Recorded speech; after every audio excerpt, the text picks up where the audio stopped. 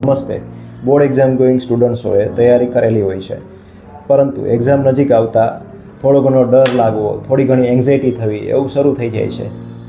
આ થવાનું કારણ મગજમાં રહેલા એમેગડાલા નામનો ભાગ એક્ટિવેટ થાય છે કે જે આવું કરાવડાવે છે.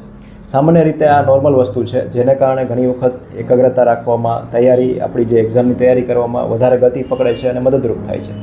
પરંતુ ઘણી વખત ઘણા વિદ્યાર્થીઓમાં વધારે જ પ્રકારનો ડર ચાલુ થવો, વધારે જ એક પ્રમાણમાં એન્ઝાયટી શરૂ થવી, જેમાં નકારાત્મક વિચારો જેવા કે એક્ઝામ કેવી જશે, પેપર કેવું નીકળશે, એક્ઝામમાં લખાશે કે નહીં, આવા વિચારો ચાલુ થઈ જાય છે. જેને કારણે તેઓ વર્તમાનમાં પોતાના એક તૈયારીમાં કોન્સન્ટ્રેશન, એકાગ્રતા રાખી શકતા નથી. ઘણી વખત તો રાતે ઊંઘમાં પ્રોબ્લેમ શરૂ થઈ જાય છે. આ માટે શરૂ કરવું જરૂર જોઈએ. નંબર 1 કે પ્રેઝન્ટમાં, વર્તમાનમાં રહો. પોતાના માઇન્ડને શાંત, સ્થિર અને કામ રાખો.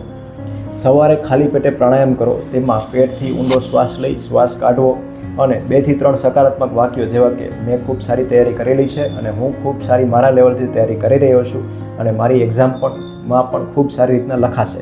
આ પ્રકારે 2-3 સારા પોઝિટિવ સકારાત્મક વાક્યો બોલો. બીજું કે પૂરતા પ્રમાણમાં ઊંઘ લો, પૂરતા પ્રમાણમાં પાણી અને સંતુલિત આહાર લો.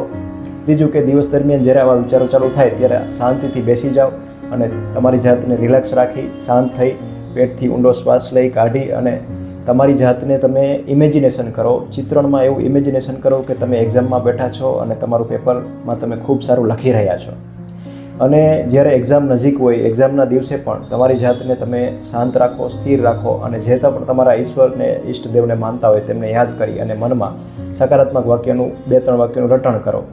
જો આ સિમ્પલ ટિપ્સનું પણ તમે ફોલો કરશો તો તમે તમારી એક્ઝામ ખૂબ જ તંદુરસ્ત વેમાં આપી શકશો. ધન્યવાદ.